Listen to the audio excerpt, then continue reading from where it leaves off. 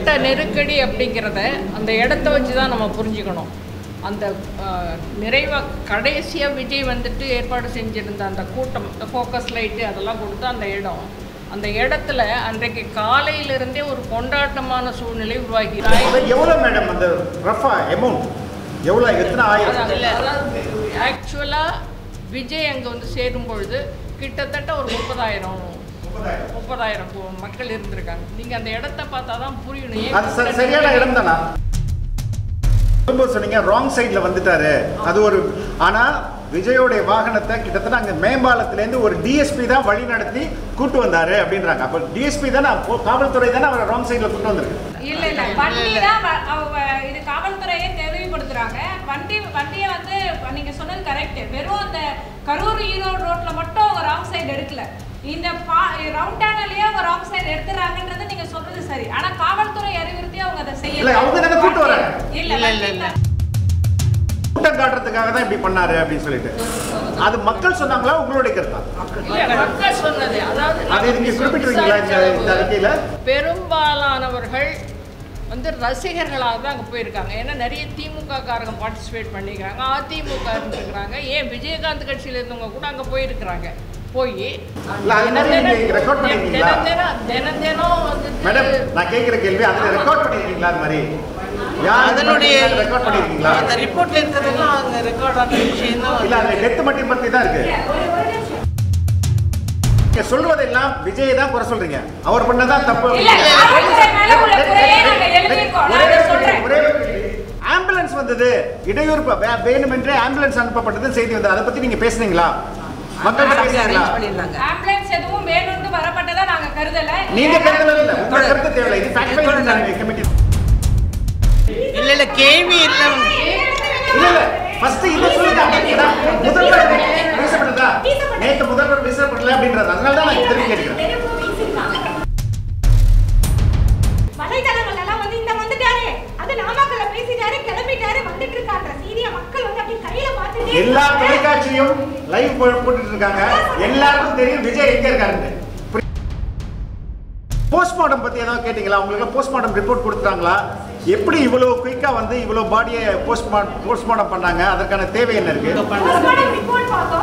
இல்ல கொடுத்துட்டாங்களா உங்களுக்கு? எல்லா நீங்க பாதிக்கப்பட்டவங்க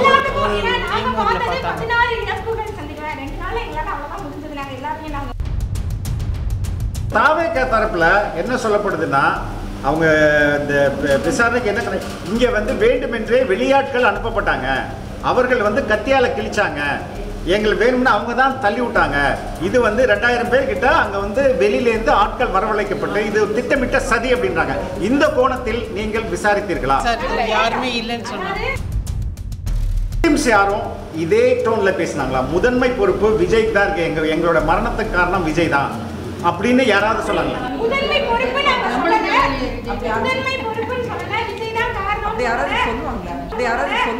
வந்து எதிர்கட்சிகள் அவர் மேல வைக்கிற நரேஷன் அதே நீங்களும் ரிஃப்ளெக்ட் பண்றீங்க. அதனால தான் கேக்குறேன் நான்.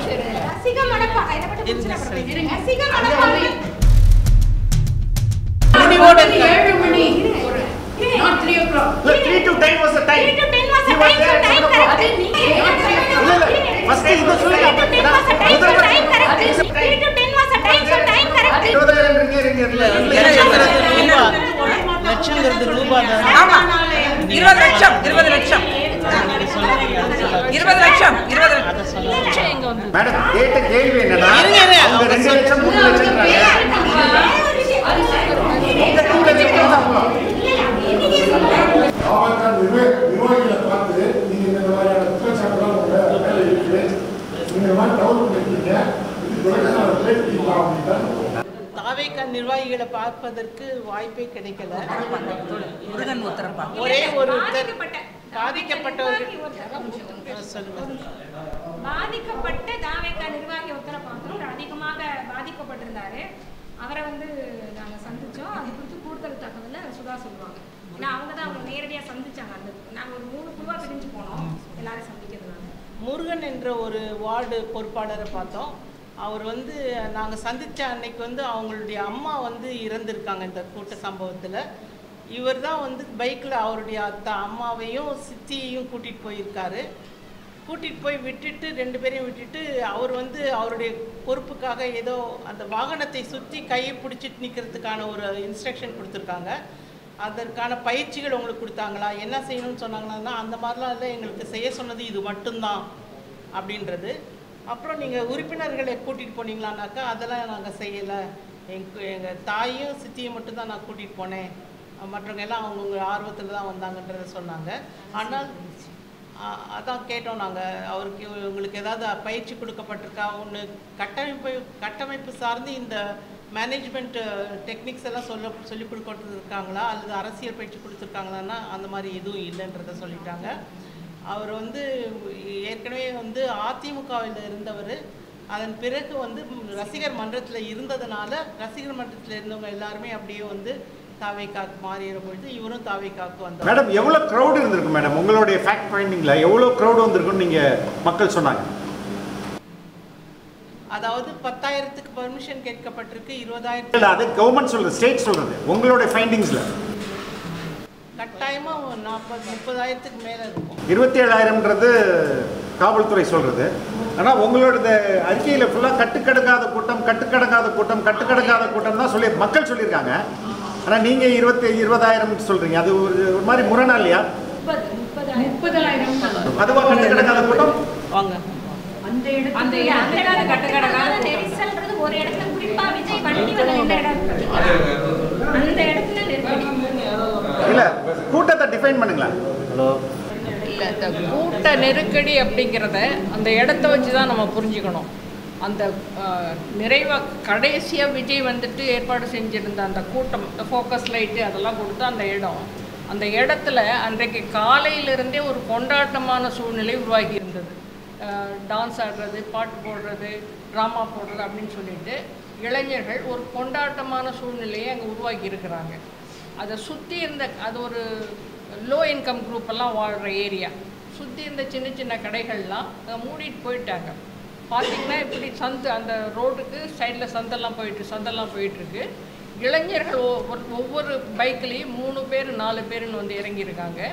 இறங்கி இந்த பைலேனில் வந்துட்டு அவங்களுடைய வெஹிக்கல்லாம் நிறுத்திட்டு அந்த மேடைக்கு பக்கத்தில் ஒரே ஆட்டம் கொண்டாட்டமாக இருந்திருக்கு.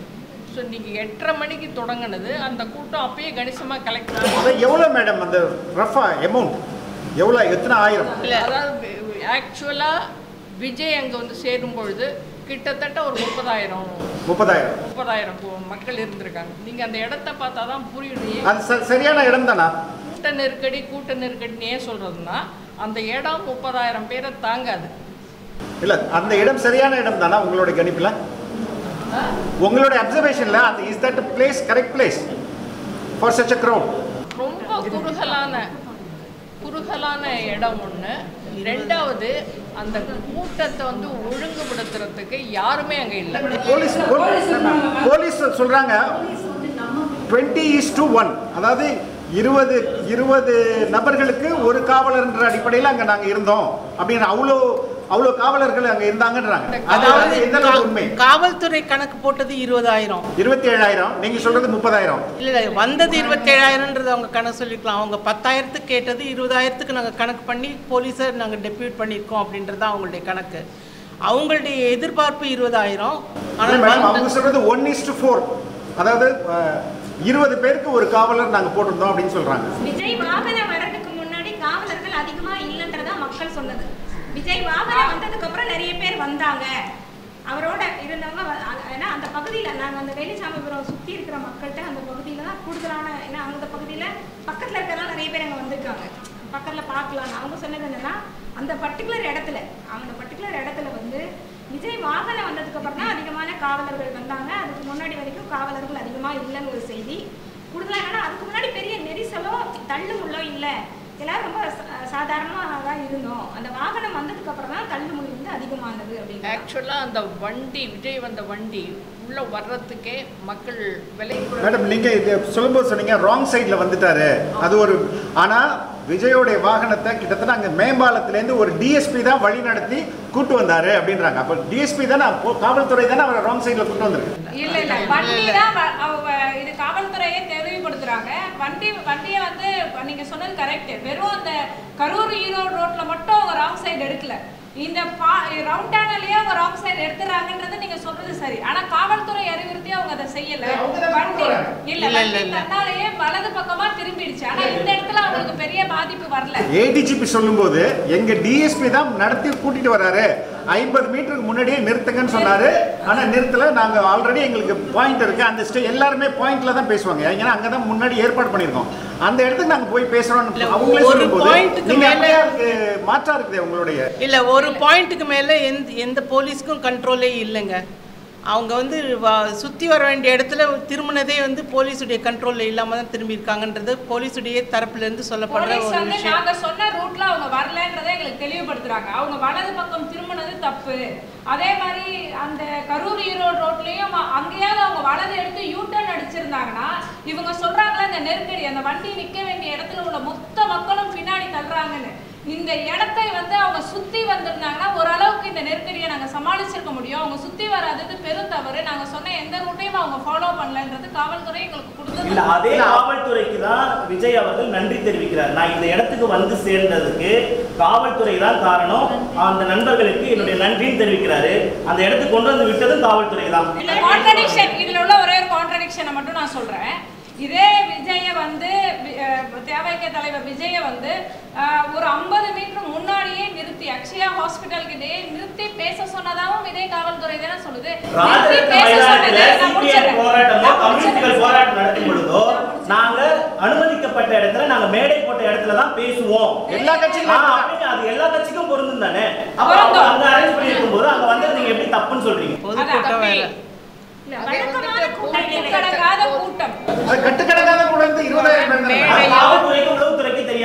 மேடையோ நாற்காலி வசதியோ எதுவுமே கிடையாது. வந்து நிற்கும் பொழுது விஜய் வந்து எழுந்திரிச்சு பேசுறாரு. அதுதான் அவருடைய ஏற்பாடு. அதனால அந்த இடத்துக்கு வரணும் அந்த இடத்துக்கு போய் ஒரு 50 மீட்டருக்கு முன்னாலேயே கூட்டம் வந்து கட்டுக்கடங்காமல் இருக்குங்க, இங்கேயே பேசுங்க அப்படின்னு சொல்லும்போது இல்லை அங்கே தான் போய் நாங்கள் பேசுவோம் அப்படின்னு சொல்லிட்டு வண்டி வருது.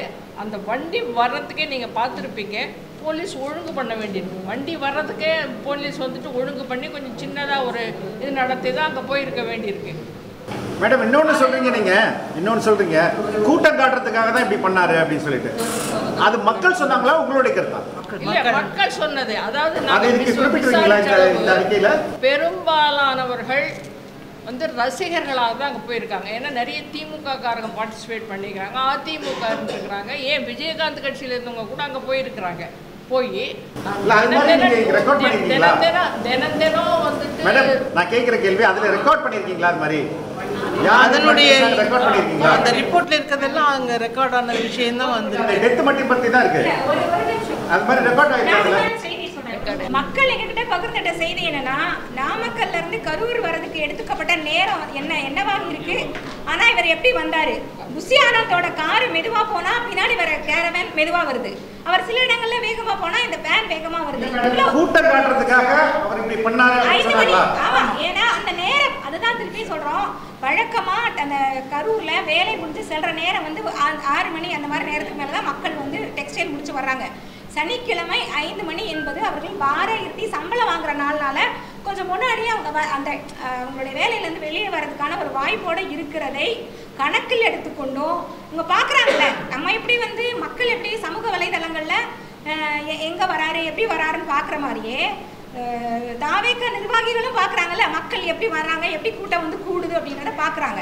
இப்போ மாலையில் அந்த வேலை நேரம் முடிச்சு போக ஏன்னா மக்கள் சொன்னது நாங்கள் சாதாரணமாக போயிருப்போம், சரி இவ்வளோ இப்போ வந்துருவார்ல ஒரு 5-10 நிமிஷத்துல வந்துருவார்ல, ஸோ இந்த இடத்துல இருந்து பார்த்துட்டு போகலான்னு நாங்கள் கூடணும், அந்த இடத்துல கூடணும் அப்படின்றத சொல்கிறாங்க. அப்போது திட்டமிட்டு மெதுவாக இவ்வளோ மெதுவாக வரணும். இப்போ ஒரு தலைவர் வந்து வண்டி மேலே ஏறி நின்றுட்டு இல்லை காரில் மேலே ஏறி நின்றுட்டு எல்லா மக்களையும் பார்த்துட்டுனா மெதுவாக வரலாம், தவறு இல்லை. ஒரு தரையும் பார்த்துட்டு இந்த பக்கம் கை அசைச்சிட்டு வருவாங்க. ஆனால் இவர் வண்டிக்குள்ளே தான் உட்காந்துருக்கிறார். அப்போது ஏன் அந்த வண்டி அவ்வளவு மெதுவாக வர வேண்டிய காரணம் என்ன? அப்படின்னு நீங்க சொல்றீங்களா மக்கள் கேக்குறாங்களா? காரணம் என்னன்றதை நான் தாங்கி போடணும்னு சொல்றேன். மக்கள் என்ன சொன்னாங்கன்னா, ரொம்ப மெதுவாக இவ்வளோ தூரம் வந்தது என்னன்னா கூட்டம். நாங்கள் எல்லா தரப்பையும் சந்திச்சோம். அதாவது இந்த நிகழ்வு, அதாவது விஜயை பார்க்க போனவங்களை சந்திச்சோம், பாதிக்கப்பட்ட குடும்பத்தை சந்திச்சோம், வழக்கறிஞர்களை சந்திச்சோம், தொழிற்சங்க பிரதிநிதிகளை சந்திச்சோம், பொதுமக்களை கடை ஓரத்தில் இருக்கவங்களையும் சந்திச்சோம். எல்லாரும் சொன்னது என்னன்னா, கூட்டம் சேரணுன்றதுக்காக தான் அவர் மெதுவா வந்தாரு. ஆனா இது எந்த டெஸ்டிமோனி இதுல இல்லையா? நீங்க அதுல யாரு சொன்னாங்கன்னு எந்த டெஸ்டிமோனி சொன்னதை நாங்க வந்து தொழிற்சங்க நிர்வாகிகள் சொன்னதை நாங்க நோட் பண்ணிருக்கோம். எங்களோட அறிக்கையில நாங்க காட்டியிருக்கோம். அவங்க அதை சொல்லியிருக்காங்க, வழக்கறிஞர்கள் சொல்லியிருக்காங்க. அதையும் நாங்க எங்களோட இப்ப இதுல பாதிக்கப்பட்டது 41 குடும்பங்கள். அந்த 41 குடும்பங்கள் உங்கள்கிட்ட என்ன சொன்னாங்க? விஜய் தான் இதற்கு காரணம், விஜய் தாமதமா வந்ததுதான் காரணம்னு யாராவது சொல்லியிருக்காங்களா?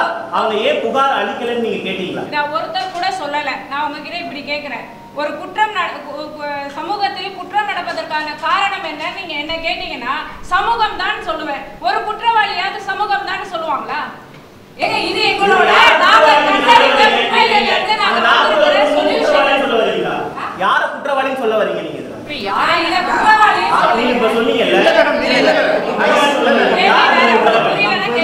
நீங்க சொல்வதெல்லாம் விஜய் தான் குறை சொல்றீங்க, அவர் பண்ணதான் தப்பு அப்படிங்க. ஆம்புலன்ஸ் வந்தது, இடையூறு வேணுமென்றே ஆம்புலன்ஸ் அனுப்பப்பட்டது செய்தி வந்தது, அதை பத்தி நீங்க பேசுனீங்களா? மக்கள் பேசுறீங்களா? ஆம்புலன்ஸ் எதுவும் வேணும்னு வரப்பட்டதா நாங்க கருதல. நீங்க கருதல இல்ல, உங்க கருத்து தேவையில்லை. இது ஃபேக்ட் ஃபைண்டிங் கமிட்டி தானே. இந்த கேள்வி தொடர் அதுல என்னன்னு சொன்னா எல்லா விஷயமும் நடந்து முடிஞ்சது 6:50 இருந்து 7:10. 6:50 இருந்து 7:10 சொல்லும்போது அப்பதான் விஜயோட கார் உள்ள வருது, அந்த காரவன் உள்ள வருது. அதோட சைஸ் வந்து நார்மல் சைஸை விட அகலமாகவும் நீளமாகவும் இருக்குங்கிறது மக்கள் சொன்னது. அது வர வர இன்னும் சொல்ல போனா பாதிக்கப்பட்ட குடும்பத்திலிருந்து யாரும் ஒருத்தர் கூட அந்த காரவனையும் பார்க்கல, விஜயம் பார்க்கல. அதுக்கு முன்னாடி எல்லாருமே கீழ் விழ தொடங்கிட்டாங்க. ஆனால் அந்த கூட்டம் நடத்துறதுக்கு முன்னாடியே வந்து 2 அந்த ஆம்புலன்ஸ் அவங்க அரேஞ்ச் பண்ண ஆம்புலன்ஸ் அங்கே நின்றுட்டு இருந்தது. அதுதான் வந்து விஜயோட கொடியோட வந்த ஆம்புலன்ஸ். அந்த ஆம்புலன்ஸ் வந்து இவர் உள்ள வரதுக்கு முன்னாடியே உள்ள நுழைஞ்சு அவங்கள எடுத்துட்டு போறதுக்காக வந்து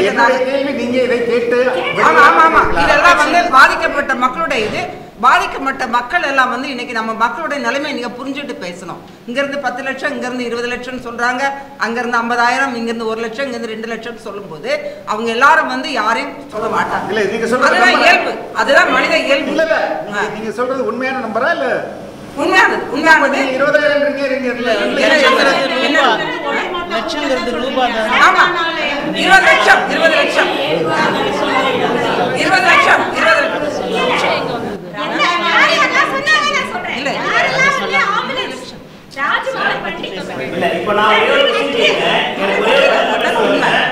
சென்னையில ஆக்சிடென்ட் நடந்தது, 5 பேர் செத்தாங்க, 74 பேர் மருத்துவமனையில் அனுமதிக்கப்பட்டாங்க.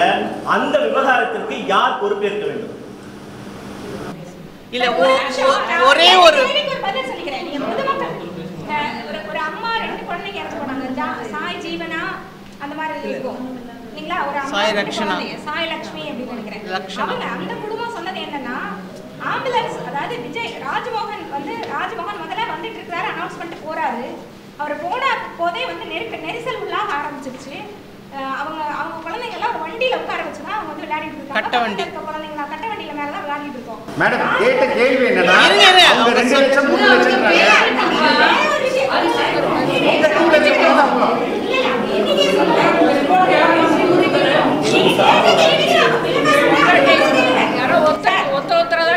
சொல்ல முடியும். One at A time please. நீங்க கேள்வி கேட்டீங்க, நான் வெளியே சொல்றேன்.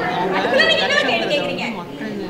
அவர் சொன்னது ராஜ்மோகன் அனௌன்ஸ் பண்ணிட்டு போறாரு. போன உடனே விஜய் கார் பின்னாடி வரதுக்குள்ளேயே கார் இந்த இடத்துல வராருன்னு சொன்ன உடனே தள்ளுமுள்ள ஆயிடுச்சு, நெருக்கடி ஆயிடுச்சு.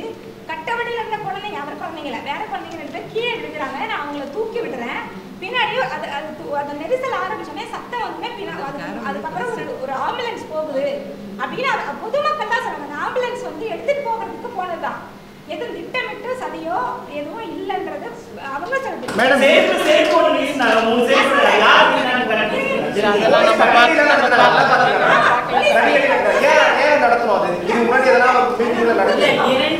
சூழ்நிலையில தான் அவங்க தடியடி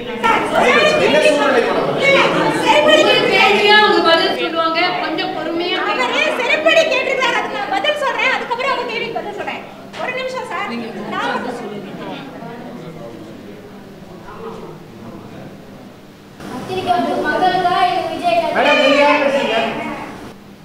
மட்டும் இல்ல அவங்களோட சந்தேகங்களை தீர்த்துக்கிறது அவங்களுக்கு எல்லாம் சந்தேகம் கேட்கலாமா?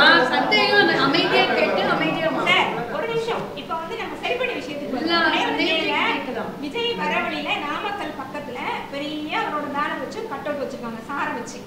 ஏறவங்க என்ன பண்றாங்கன்னா விஜயோட முகத்தை கிழிச்சிட்டு, முகம் இருக்குல்ல அந்த பகுதியை கிழிச்சிட்டு அது மேல ஏறி உட்கார்றாங்க. சரிங்களா? பொதுவாக தலைவர்கள் மேல மரியாதை மதிப்பு உள்ள அரசியல் பற்ற அவங்களாம் என்ன பண்ணுவாங்கன்னா அவ்வளவு ஈஸியா வந்து கீழே அது உங்க இன்டர்பிரேஷன் தேவையில்லை மேடம். பிராக்டிஸ் பண்ணுங்க. இதுங்க அவங்க எதுக்கு சொல்றாங்கன்னு சொல்லிட்டு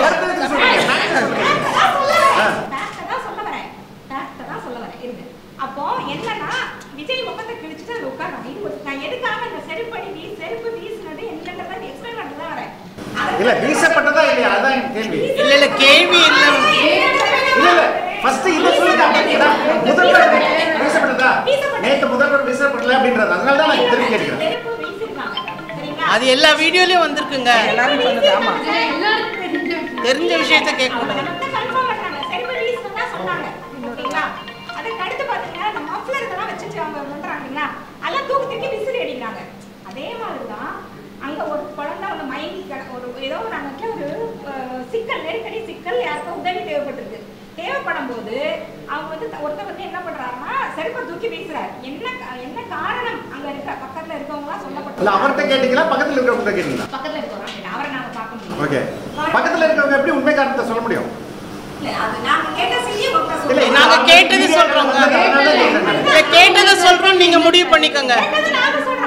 நீங்க முடிவு பண்ணிக்கங்க. என்ன சொல்றாங்க அப்படின்னா அந்த சிக்கல் ஏற்படுச்சு கத்துறாங்க சத்தம் கேட்கல. சோ கவனத்தை ஈர்ப்பதற்காகத்தான் அவர் வந்து செருப்பு வீசினாரே ஒழிய விஜய் அவமதிக்கும் நோக்கத்திலேயோ இல்ல வேற எந்த நோக்கத்திலயோ அந்த செருப்பு என்பது வீசப்படல அப்படின்றதுதான் நமக்கு அந்த அருகில் உள்ளவங்க சொன்னது. ஏன்னா நம்ம எல்லா கேள்வியும் எங்களுக்கு வந்து இவங்களை யாரையும் காப்பாற்றணும் இல்ல யாரையும் மாட்டி விடணும் இல்ல எங்களோட நோக்கமே என்னன்னா இது போன்ற இனி ஒரு இறப்பு கூட இது மாதிரி நெரிசல்ல மாட்டி இறக்க கூடாதுன்றத யாரையும் குற்றம் சாட்டுவதோ யாரு மேலையும் பழி போடுவதோ எங்க நோக்கம் அதுதான். அந்த அடிப்படையில மட்டும்தான் நாங்க மக்கள்கிட்ட கேள்வி கேட்டோம். அவங்க கிட்ட இருந்து அந்த பதில் தான் சொல்றோம். எதையுமே நாங்க அந்த பதில இருந்து உங்களுக்கான சில விஷயங்கள் முன் வச்சிருக்கோம். முன்முடிவோடையும் போல அதே மாதிரி விஜயோட காலதாமதம் எவ்வளவு அதுதான் முதன்மை விஷயமா நாங்க பாக்குறோம். மேம் தாமதம் நீங்க ஒரு வார்த்தையை சொல்லிட்டே இருக்கீங்க. 5 மாவட்டங்கள்ல அவர் தாமதமா தான் வந்தார். சொன்ன நேரத்துக்கு வரல. காவல்துறையை நடவடிக்கை எடுக்கல. இல்ல இங்க கூட மேடம் அப்ப நீங்க காவல்துறையை குற்றச்சாட்டு வைக்க மாட்டீங்க.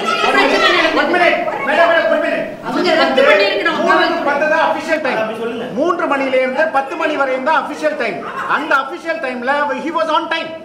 3 மணி 3:10 நீங்க தாமதம் எப்படி சொல்ல முடியும்? குறிப்பிட்ட நேரம் 3:10 சமூக ஊடகங்கள்ல சில செய்திகள் அது அபிஷியலா வந்ததுல 12:00க்கு வந்துருவாருன்னு சொன்னது. அபிஷியலாக ட்விட்டர்ல தாவேக்கோட ட்விட்டர்ல போட்ட நேரம் 2 மணி. அப்ப மக்கள் மேடம் எது அபிஷியல்? காவல்துறையிட்ட கேட்ட டைம் அபிஷியலா ட்விட்டர்ல போடுறது அபிஷியலா? அதாவது நமக்கு வந்து காவல்துறை சொல்றாங்க மக்களுக்கு என்ன போய் சேர்ந்ததுங்கறத ட்விட்டர்ல ஒருத்தர் போடுறாரு.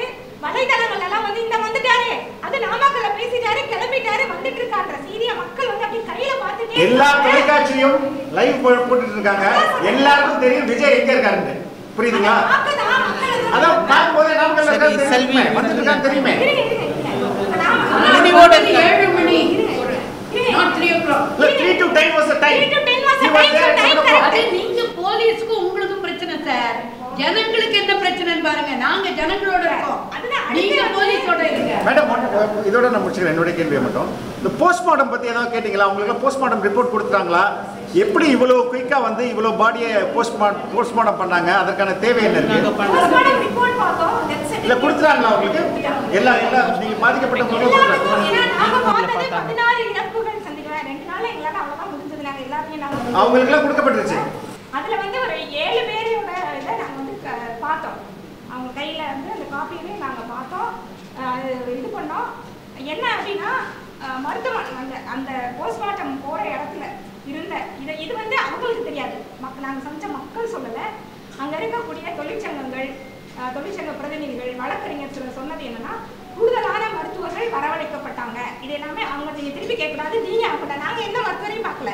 நாங்க எல்லாமே பொதுமக்களிடம் எப்படி செய்தி கேட்டோமோ அது மாதிரி நாங்கள் சந்திச்சவங்க கொடுத்த செய்தி என்னன்னா அடுத்த நாள் மறுநாள் செவ்வாய் 28ஆம் தேதி 1 மணி வரைக்கும் கிட்டத்தட்ட 1 மணி வரைக்கும் போஸ்ட்மார்ட்டம் நடத்தப்பட்டு உடல்கள் ஒப்படைக்கப்பட்டிருக்குது. கூடுதலான மருத்துவர்கள் வரவழைக்கப்பட்டிருக்காங்க.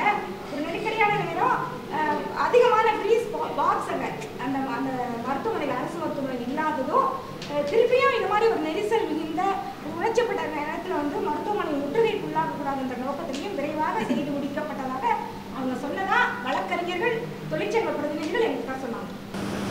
மக்களோட அதிகமாக தொழிற்சங்கப்படுத்தி வழக்கறிஞர்கள் இல்ல பாதிக்கப்பட்ட அந்த ஊர்லயே போய் கூட்டம் மாதிரி போட்டு பேசி எவ்வளவு பேரை சந்திச்சிருக்கோம், யார் யார் என்ன வார்த்தை சொல்லிருக்காங்க வரைக்கும் இங்க இருக்கு. எவ்வளவு பாதிக்கப்பட்ட மக்களை சந்திச்சிருக்கோம், அவங்க என்னென்ன வார்த்தை சொல்லியிருக்காங்க, முடிஞ்ச அளவு நாங்கள் உங்களுக்கு தரோம். மேடம், தாவேகா தரப்புல என்ன சொல்லப்படுதுன்னா அவங்க இந்த விசாரணைக்கு என்ன இங்கே வந்து வேண்டுமென்றே வெளியாட்கள் அனுப்பப்பட்டாங்க, அவர்கள் வந்து கத்தியால கிழிச்சாங்க, எங்களுக்கு வேணும்னு அவங்க தான் தள்ளி விட்டாங்க. இது வந்து 2000 பேர் கிட்ட அங்கே வந்து வெளியிலேருந்து ஆட்கள் வரவழைக்கப்பட்டு இது திட்டமிட்ட சதி அப்படின்றாங்க. இந்த கோணத்தில் நீங்கள் விசாரித்தீர்களா? யாருமே இல்லைன்னு சொன்னாங்க. நாங்கள் சதி இல்லைன்றதை நாங்கள் எப்படி எங்கே உறுதி பண்ணோம் அப்படின்னு எங்கே உறுதி பண்ணுறோம் அப்படின்னு சொல்லி பார்த்தீங்கன்னா நாங்கள் மக்கள் கேட்கும் போது முன்னாடி ஏதாவது அசம்பாவிதம் இருந்துச்சா, உங்களை வேறு மாதிரி ஏதாவது நெருக்கடி பண்ணாங்க, பெண்களுக்கு ஏதாவது தொந்தரவு இருந்துச்சா, அதெல்லாம் நடந்திருக்காங்க ஸ்டேஷன் சொல்லும் போது அந்த மாதிரிலாம் எதுவும் இல்லைங்க. திரும்பி திரும்பி நாங்கள் ஏன் அதையே சொல்றீங்கன்னா ஆனால் வேற வழியில் அவங்க கேள்வி எனக்கு திரும்பி அதுக்கு தான் கொண்டு போகுது. வாகனம் வருகிற அந்த நொடி வரை நெரிசலோ தள்ளுமுள்ளோ இல்லை, சாதாரணமாக இருந்திருக்கோம், சாதாரணமாக அந்த இடத்துல அதனால தான் அவ்வளோ பேர் ரொம்ப நெரிசல் தள்ளுமுடி இருந்ததுன்னா இல்லை ஏதாவது பிரச்சனை இருந்ததுன்னா முன்னாடி மக்கள் வெளியே போயிருப்பாங்க. அதுதான் அவங்களோட பதிலாக இருக்கிறதுடைய யாராவது வெளியில இருந்து வேண்டும் என்றே ஒரு நெருக்கடி ஏற்படுத்தினதா அவங்க சொன்ன பதிலிருந்து எங்களால் அறிய முடியாது. அதுக்காக காவல்துறை மேல எந்த குற்றமும் இல்லை அப்படின்னு சொன்னா ஒரே ஒரு பாயிண்ட், உளவுத்துறை அறிக்கையை படிச்சீங்கன்னா இல்லை ஒரு நிமிஷம், உளவுத்துறைக்கு எங்களுக்கு ஒரு கேள்வி இருக்குது. ஏன்னா சனிக்கிழமை வந்து கரூர் மாவட்டத்தில் கரூருக்குள்ளார டவுனுக்குள்ளார எப்படி கூட்ட நெரிசல் வரும், குறிப்பாக இந்த லீவு நாட்களில் என்ன எதிர்பார்க்கப்படும், குறிப்பாக விஜயுடைய ரசிகர்கள் எப்படி இருப்பாங்கன்றது வந்து உளவுத்துறைக்குடைய ஒரு கணிப்பு இருந்திருக்குன்றது வந்து எப்படி வந்து தவறவிட்டார்கள் அல்லது அது எந்த வகையில் அதை கேள்விக்கு உட்படுத்த வேண்டும் என்பதை நாங்கள் ஸ்ட்ராங்காக வச்சுருக்கோம். இங்கே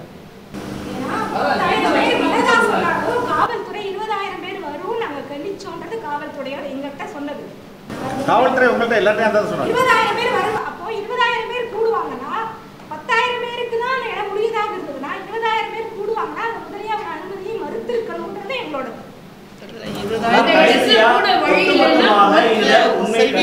குழுவோட நோக்கம் என்ன, அவங்க நீங்க யார் இந்த சம்பவத்துக்கு முழு பொறுப்பு? ஆய்வுதான், விசாரணையில தான் முடிவு பண்ண முடியும்.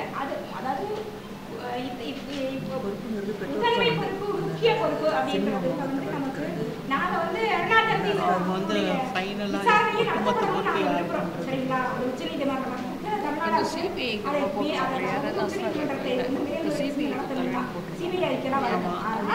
இதுல முதன்மை முக்கிய பொறுப்பாக நாங்க இதுவரைக்கும் கிடைச்சதை நமக்கு கருதுறது என்னன்னா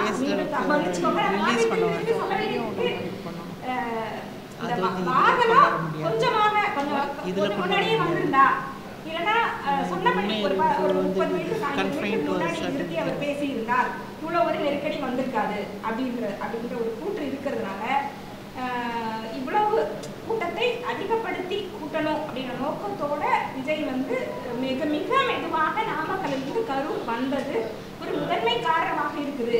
ஆனால் இதை ரொம்ப தெளிவாக பொதுமக்கள் தெரியாது. ஆனால் அரசு காவல்துறை மிக சரியாக 20,000 பேர் கணிச்சிருக்கிற அந்த காலகட்டத்தில் காலையிலிருந்து உடனே அந்த கூட்டம் வரல, காலையிலிருந்து கிட்டத்தட்ட 8:30 மணியிலிருந்து அந்த இடத்துல அந்த வெளிச்சாமரை சுற்றி வந்து மக்கள் குவிய ஆரம்பிச்சுட்டாங்க.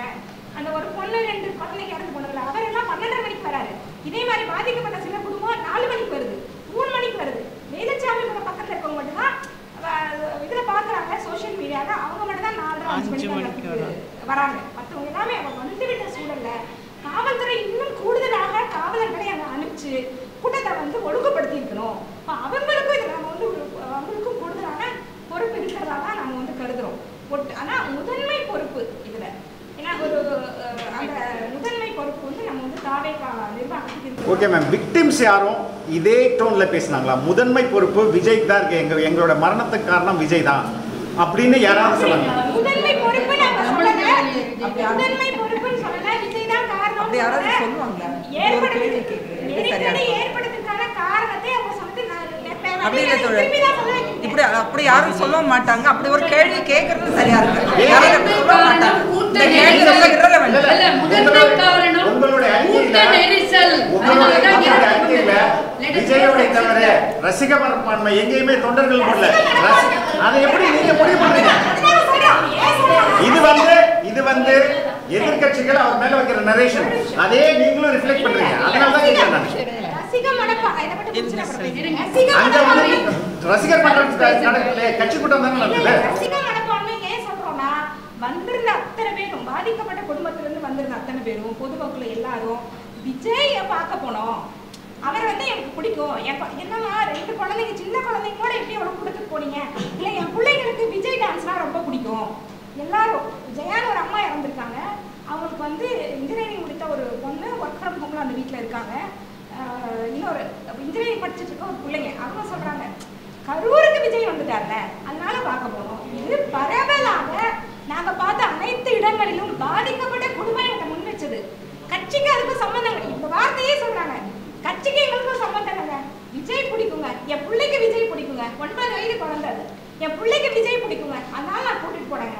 அந்த ஒரு கணவர் சொல்றாரு, என் மனைவிக்கும் என் பிள்ளைங்களுக்கும் விஜய்னா ரொம்ப பிடிக்கும், அதனால அவங்க போனாங்க. நான் வந்து வேலைக்கு போனதுனால கூட போக முடியல. அப்போ ஒட்டுமொத்த தரப்பும், பாதிக்கப்பட்ட ஒட்டுமொத்த தரப்பும் ஒருவர் கூட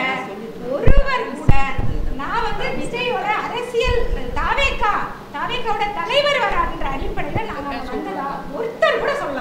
உறுதியா சொல்றேன் மேம். இப்போ ஏடிஜிபி வந்து 500 போலீஸ்னு சொன்னாரு, முதலமைச்சர் 600ன்னு சொன்னாரு. உங்க உண்மை கண்டறியும் குழு எத்தனை போலீஸ் அங்க இருந்தாங்க?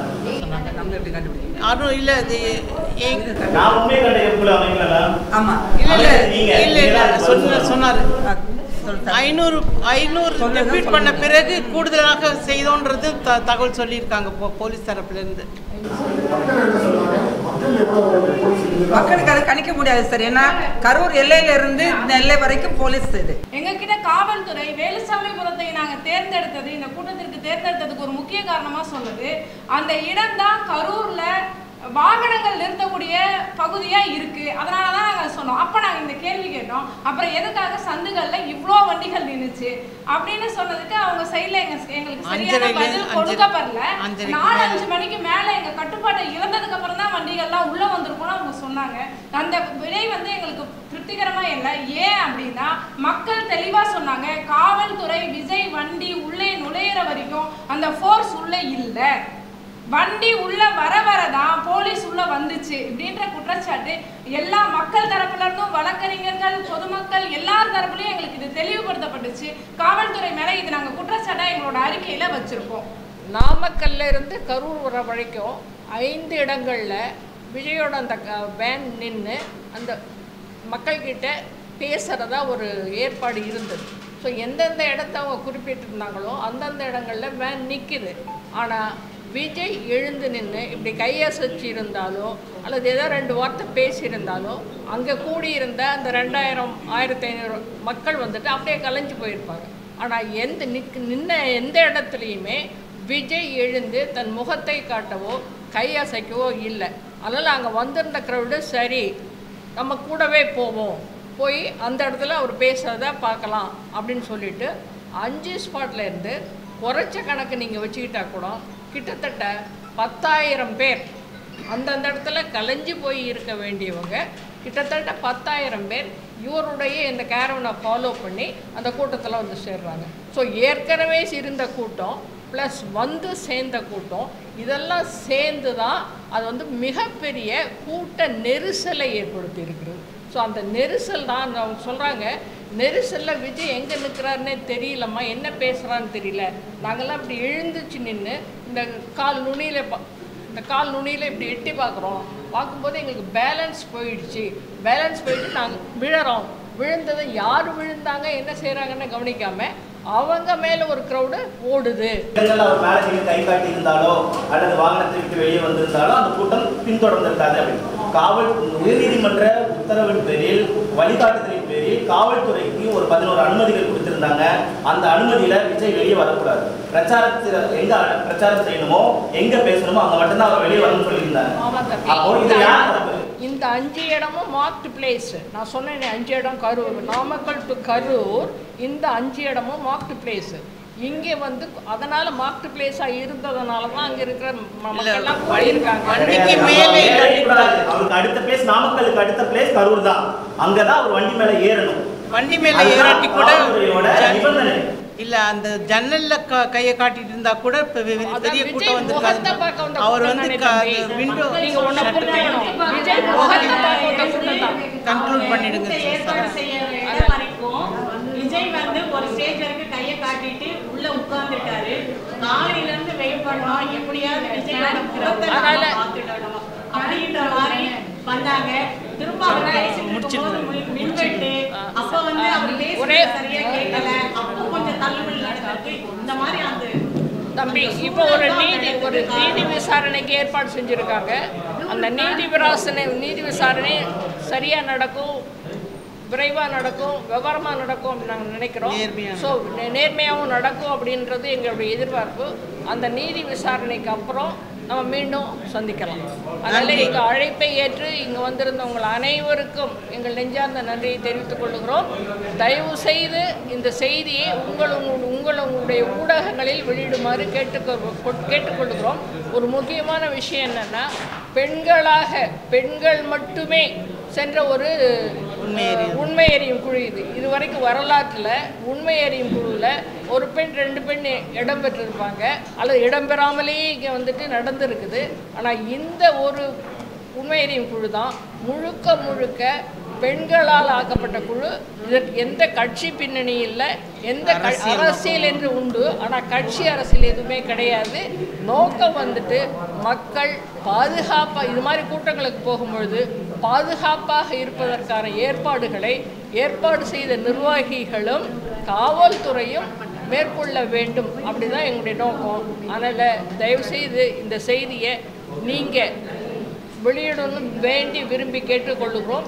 ஏன்னா எங்களுடைய அனுபவங்களில் வந்துட்டு இதுக்கு முன்னால் கூட்டம் நடத்தணும், ஏதோ வந்துட்டு இது செய்தியாக கூட வந்துட்டு மீடியா போட மாட்டேங்குது அப்படின்ற ஒரு அக்கறை எங்களுக்கு, அப்படின்ற ஒரு கவலை எங்களுக்கு உண்டு.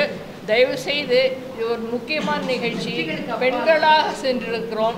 அதனால் தயவுசெய்து அந்த செய்தியை நீங்கள் கொஞ்சம் ஹைலைட் பண்ணி போடணும் அப்படின்னு கேட்டுக்கிறோம்.